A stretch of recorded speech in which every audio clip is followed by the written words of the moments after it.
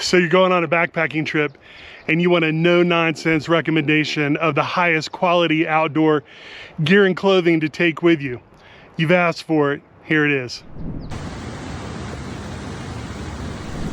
All right, so many of you have asked, hey Matt, what do you carry in your backpack when you go on a 6 to 8 day trip into the mountains in summer? So what I'm about to show you is all the gear that I have purchased for myself, that I carry, that I would highly recommend for you to consider for your pack. And we're gonna start with the backpack. This is the Granite Gear Blaze 60. It comes in at a pretty lightweight 3 pounds. It's made of this really durable 100D nylon. It's got a DWR coating on it, which gives it some good water repellency. I really like this pack. It's got a lid, it's got front mesh pockets here to put things in that maybe you want to dry, like socks when you're on the trail. It's got side water bottle pockets. It's got hip belt pockets that are really handy when you're carrying sunscreen or your camera. I really like this backpack. I've had it for a couple of years. It's been on several backpacking trips. I highly recommend this for a reasonably priced, lightweight, durable backpack that's gonna last you a long time. In addition to the Granite Gear Blaze 60, I'd also recommend the Gregory Paragon 58, the Osprey Atmos 65 AG, and the REI Flash 55. All of those are really great packs. You can't go wrong with any of them. The most important thing to do is to put weight in them, align them correctly to your torso length, walk around with them a little bit, and then get which one is right for you. All right, this is gonna be a bit like Christmas. We're gonna start with clothing. I do like to carry one of these packing squares. The one that I carry is by Mystery Ranch. I really like Mystery Ranch. I think they make really high quality gear. I have a couple of their backpacks. Their in and out pack is particularly my favorite. I use it all the time. Let's start with my base layer. I always wear Mare wool underwear. I really like wool underwear. There's a lot of advantages to wearing a natural fabric underwear. I hike in shorts. I like the Patagonia Quandary 10-inch shorts. These are incredibly durable. They're lightweight. They're extremely soft and comfortable, and they dry really quickly, which comes in super handy when you take an alpine polar bear plunge. So the Quandary Patagonia pants. I have several hiking shirts. My favorite is probably this Outdoor Research Echo t-shirt. Again, very durable, lightweight. They dry extremely quickly. I love these. I've got them in several colors. For socks, look, I've tried so many socks and you cannot beat Darn Tough socks. These are made in America. They are high quality. They last a long time. They're incredibly soft and comfortable, and they wick moisture away from my feet. I don't get too hot in my boots, and I really, really like these Darn Tough socks. For my my beanie, my wool hat, this is from Noble Wild. It is a possum fur merino wool silk hat. It is the most comfortable and the warmest beanie I have ever worn. It's 43% possum fur, it's 53% merino wool and 7% silk. I've got these in 2 colors. Super soft, it does not itch, it keeps my head warm. I sleep in this hat every night in the backcountry and couldn't be more happy with it. I always pack, oh my gosh. Hi Maverick, go see Mom. For a rain shell, which is an absolutely essential item in the backcountry, I'm wearing the Outdoor Research Foray 2. This is a really great rain shell. It's soft, it's very water resistant, it's Gore-Tex, it's got 2 front pockets and a chest pocket. It does fold into this pocket. The one thing that I wish that it had was a reversible zipper. It still works. I just wish that OR would have put a 2-way zipper on that. This is a great jacket in the morning when it's cool, in the evening when it's cool, and then if I'm in high altitude and it gets really cool, I put a down jacket underneath my rain shell. I find that this combination between a really good down jacket and a rain shell works perfectly for me. This is the Patagonia sweater. I do not put a hood on it because I have this hood and I have my wool hat, so I don't want a hood on my down jacket. But this Patagonia is a really great jacket, and it's got really good fill quality, and it goes really well with this OR rain shell.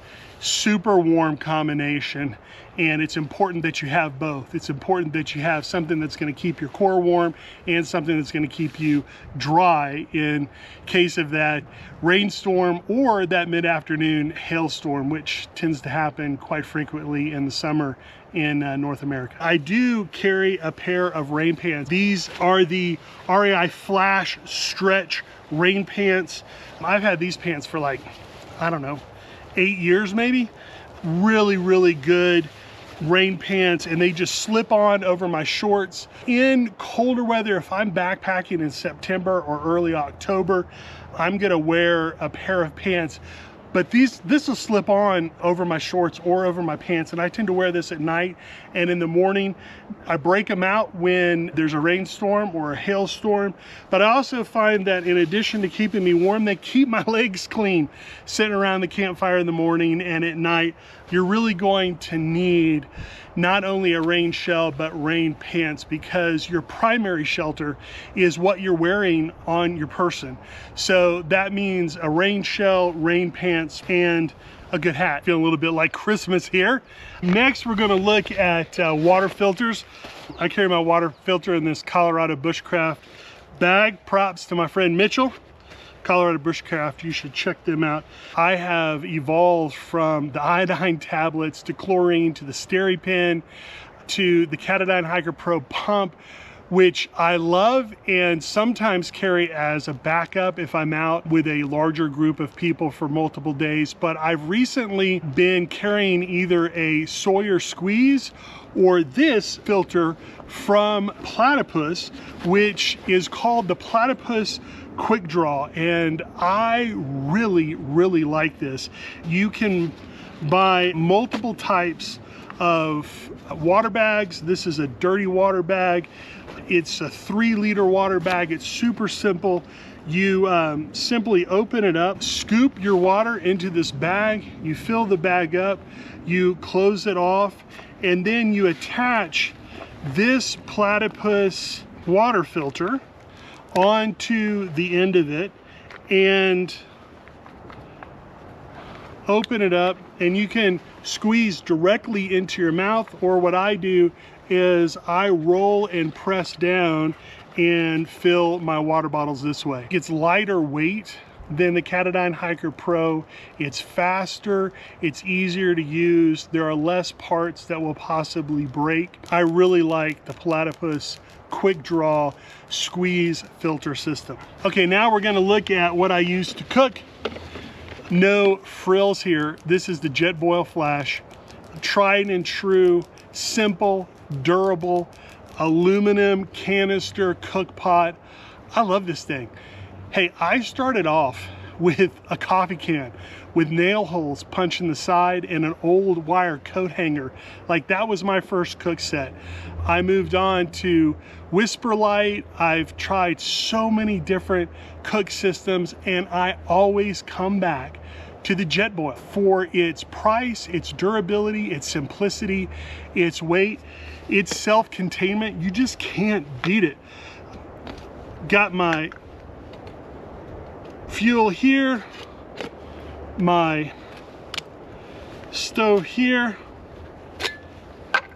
Super simple to hook up. You just screw on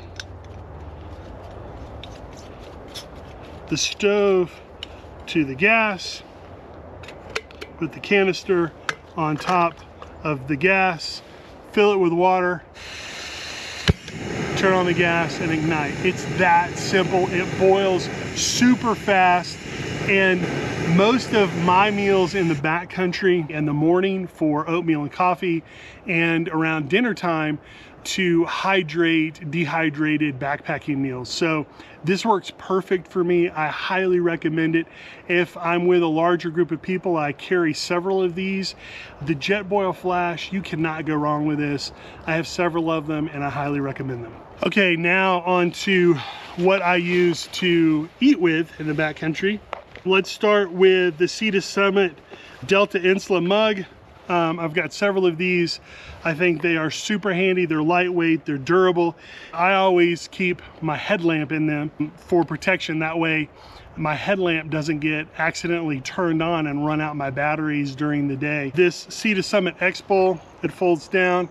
Super good for soup, oatmeal, and because it lays flat, I can use it as a plate, which is helpful when I'm eating fish or we're portioning out some campfire cooked dessert. And then I've got the Human Gear Go Bites Bio Uno Spork in Ravello Orange. This thing has lasted me several years. I think I could probably stand on this and it wouldn't break. Highly durable. I love the fact that it's a fork. Use a spoon all the time. This is a fantastic little spork. Everybody needs a spork. This is my med kit. Really need to pack a med kit. I'll do a video later on what I put in my med kit. But shout out to my friend Jay Barry at Tough Possum Gear. This med kit is made by him. I love it. It's reflective. It's the perfect size. All right, what do we have next in here? I wanted to mention that I've tried all sorts of camp chairs. I don't like any of them. I don't like wobbling. I don't like falling over. I don't like it when the bottoms of the chair sink into the ground. Don't give me put that tennis ball stuff on it. It doesn't work. I, time and time again, go back to the lightweight, super comfortable, high back, Crazy Creek chair. I love this chair. I not only take it with me backpacking, I take it with me on my canoe adventures. It is incredible in a canoe, providing back support. I just love the Crazy Creek. I've tried it all. I always come back to this and I highly recommend the Crazy Creek chair. I like the high back. My fishing kit. I always take my 26-year-old fly rod with me, and I carry a little fly fishing gear bag that has all my flies. It has my reel, and it has extra leader and tippet. It also has some floatant and a Ziploc bag in case I fillet the fish and want to store them and clean them in a Ziploc bag. I carry a small Gerber vise because I find not only the knife on there to be handy, but the needle nose pliers are super helpful to get that hook out of the big whopper fat bastard that I'm always trying to pull in. I don't take a net, I don't take a vest, I don't take waders. I'm done with all that. I'm going lightweight, and this is really all I need to catch fish, eat fish, and enjoy the fellowship of fishing.